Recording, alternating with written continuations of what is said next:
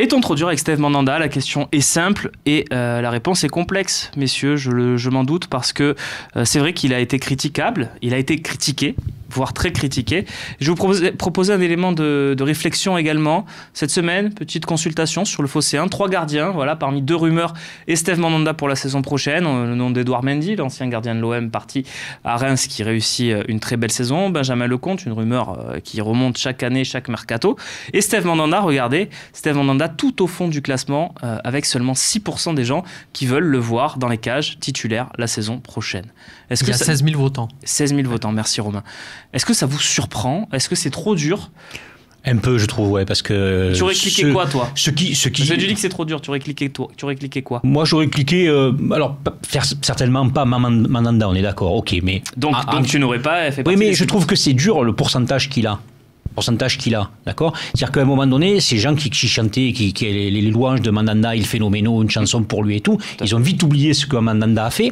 Je pense que le naufrage, il est plus collectif qu'individuel, et qu'on peut pas, et on en parlait avec Bernard avant, il a eu le mot qui m'a plu, avant que le ballon il arrive, il a passé quelques lignes avant l'attaquant qui va marquer le but.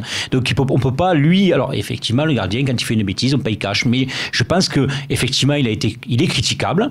Il n'est pas à son meilleur niveau, c'est pas sa meilleure saison, on est bien d'accord là-dessus. Mais je trouve que de lui faire porter le chapeau en grosse partie des résultats médiocres de l'Olympique de Marseille, ça me paraît très dur. C'est peut-être la plus mauvaise aussi. Oui. Il faut voir, je pense qu'il y a peut-être match avec la deuxième saison de Bop. Moi, je te le dis Romain, j'ai cliqué Edouard Mendy, je te le dis à chaque fois, je trouve que c'est un mec qui non seulement peut être titulaire l'année prochaine à l'OM, mais qui peut s'inscrire sur 5-6 ans dans ce club. Mais concernant Mandanda,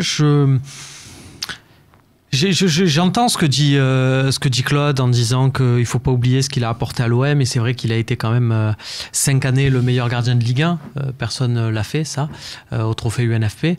Mais la saison dernière. C'est que je vais te le dire d'autant plus facilement qu'il y a mon patron en face. Si j'ai fait les meilleurs articles en 2013, en 2014, en 2015, que là maintenant je fais plus rien et que je vais le voir et que je vais lui dire ma paye, elle est où? Il me dit, tu n'as rien fait. Et ouais, mais en 2013, en 2014, je te coupe. On ne vit pas de souvenirs non plus. Hein. Voilà. Vous avez beaucoup parlé au passé pour l'instant. On ne vit pas de souvenirs. Tu es footballeur professionnel, tu as un métier, tu as ton métier. La route, elle est devant, elle n'est plus derrière. Ce que tu as fait, on est trop dur ou pas, Bernard? On est trop dur avec Mandanda? Dans le micro. On est un peu dur avec lui, mais comme je disais tout à l'heure, il y a quand même 3-4 garçons qui sont dans le coup quand même. Mais c'est vrai qu'il n'a pas les réflexes qu'il avait auparavant, mais il a de moins en moins. Hein. Vu l'âge, il n'en aura pas beaucoup. Après, pour toi, c'est une des légendes du club, au même titre que des joueurs comme toi, par exemple. Est-ce qu'il rentre dans la catégorie? Je ne sais pas comment moi, si je suis une légende. Je te dis que oui, moi. Est-ce que pour toi, il rentre dans la catégorie des légendes du club? À mon avis, d'après les gens qui vont au match, non, je ne pense pas. Est-ce que c'est pas un peu injuste, ça, Seb? Il y a tellement de trucs qui sont injustes. Parce que ce constat, il est quand même plutôt partagé. Je parle, je ne sais pas, sous le nom des spectateurs, d'après les discussions et tout, peut-être qu'il le deviendra plus tard, peut-être, cela dit. Non, mais le cas Mandanda, c'est comme la saison de l'OM. Ouais. C'est toujours, où Romain disait tout à l'heure, je trouve dur que les gens disent que cette saison, c'est la pire saison par rapport à d'autres saisons qu'on a faites. Mais pourquoi? Parce qu'il y avait une attente. Moi, quand on reprend Mandanda, déjà, j'étais pas pour, dans le sens où j'aime bien la nouveauté. J'aime pas trop le retour aux sources. C'est rarement, ça donne rarement satisfaction. Mais quand il revient, on se dit bon, allez, le goal, c'est quand même El Phénoméno, comme tu disais, Claude. Le cas est réglé. Donc le cas est réglé, ça va. Combien de points il t'a rapporté cette année? 0. Il te fait jamais une parade, il te sauve jamais les miches. Mbappé contre Paris, il tire, ça passe sous son pied. Mets-le, le pied, arrête le ballon. Tu vois, fait un exploit. L'autre, il rentre, il est même pas rentré, il a tiré, il a marqué parce que ça. Alors ça, c'est pas sa faute. C'est Camara qui l'a laissé partir. On me raconte tout ce qu'on veut. Quand c'est qu'il est décisif. Donc entre l'attente que tu peux avoir en tant que supporter de te dire, ouais, tiens, Mandanda, il va te faire des parades.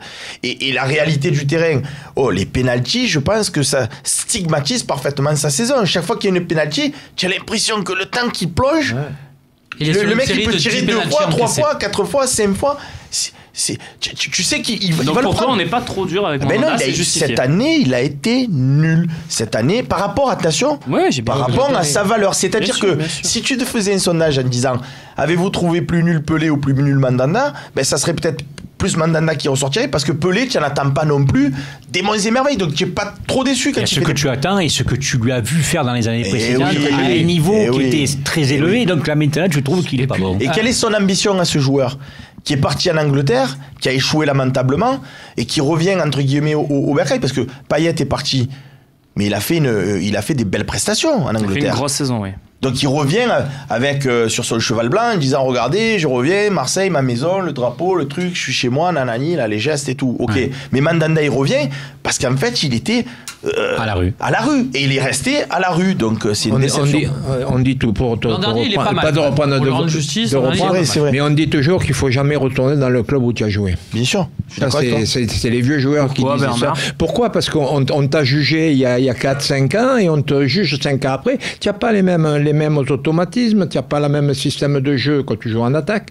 Tout le monde te dit qu'il ne faut jamais retourner dans un club où tu as joué. Des fois, ça marche quand même. Ah, heureusement. Oui, alors après, on peut Thauvin, par exemple. faire les exemples. Mais ce que je trouve, c'est qu'en termes d'implication aussi, c'est plus le même Mandanda. Et quand Claude dit qu'il ne faut pas oublier ce qu'on a fait, lui aussi, il ne faut pas qu'il oublie l'OM. Moi, je l'ai vu cette saison et ça m'a un peu choqué. Il y a des buts, j'ai l'impression, on les prend, c'est de sa faute.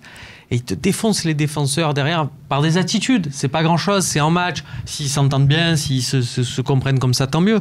Mais le message que ça envoie, c'est que ça donne au final du grain à moudre à tous ceux qui te disent sa relation avec Garcia n'est pas excellente, il est plus capitaine, donc il s'implique pas tant que ça. Et à ce moment-là, tu as envie de dire, si tu n'es pas impliqué tant que ça, bah, tu es jugé. Et comme te le disait Seb, il y a des attentes te concernant. Aussi, il faut le dire, par rapport à son salaire. Okay. C'est un des joueurs qui a les plus gros salaires de l'effectif. Donc forcément, tu le notes plus sévèrement que des joueurs qui sont moins bien payés. Pour finir, messieurs, est-ce que pour vous, c'est une des priorités absolues, le poste de gardien pour la saison prochaine, sachant que Mandanda et Pelé sont en contrat jusqu'en 2020? Est-ce que c'est une priorité absolue de l'effectif? Je pense que c'est une priorité absolue avec la défense centrale. Et on a toujours dit les choses comme ça. Au niveau gardien de but, défenseur central et un attaquant de pointe. La défense centrale, ça va, non? Non, mais je signale. Donc, le défense centrale, ça commence à aller.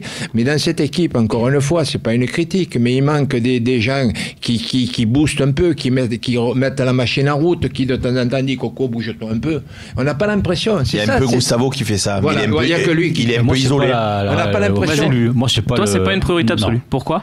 Non, parce que la priorité absolue, je vous le dis à l'avance, c'est en fin de saison, vous verrez, quand si vous perdez les Balotelli, vous allez encore chercher un attaquant pendant 6 mois. Voilà. Et il vous faut des attaquants pour marquer des buts. C'est tout. Et il faut des gardiens pour pas me prendre. Ouais, mais Mandanda, il va te faire peut-être moins de travail que cette année, ou pareil, ou peut-être qu'il va avoir un sursaut, je sais pas. Mais il va moins te pénaliser, je veux dire, que l'absence d'un grand attaquant. J'entends ce que tu dis, je suis même d'accord avec toi. Je voudrais juste te dire par rapport au premier débat sur McCourt, qu'est-ce qu'il doit faire, etc.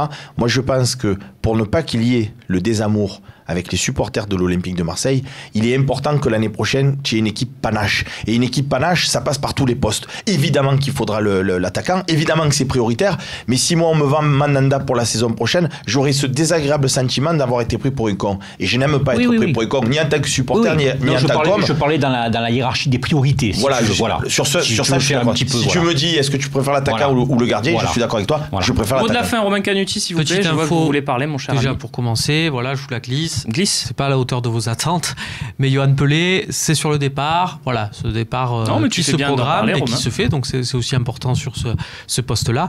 Après, là où je vais commencer à rejoindre Claude, c'est que quand on dit priorité absolue, je dis pas faisons un chèque à Mandanda, il faut absolument qu'il s'en aille et qu'il faut recruter un gardien.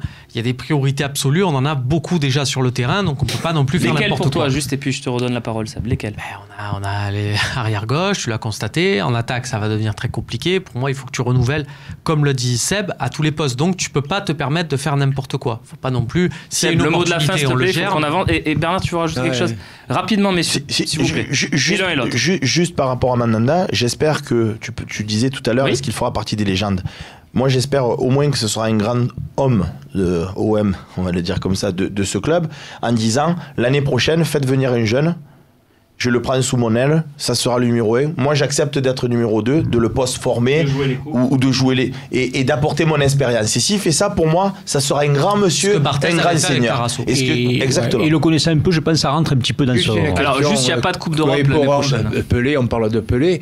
Moi, juste une question. Qu'est-ce qu'on fait d'Escale, de ce garçon qui est derrière? Il est en fin de contrat et honnêtement, ça sent la non-reconduction. Ça sent l'écurie. Il est en fin de contrat et je pense qu'il la tendance, c'est de donner plus de place à Dia, le jeune gardien. De passer, Amadou Dia, qui est le troisième gardien, qui est convoité en Angleterre, notamment.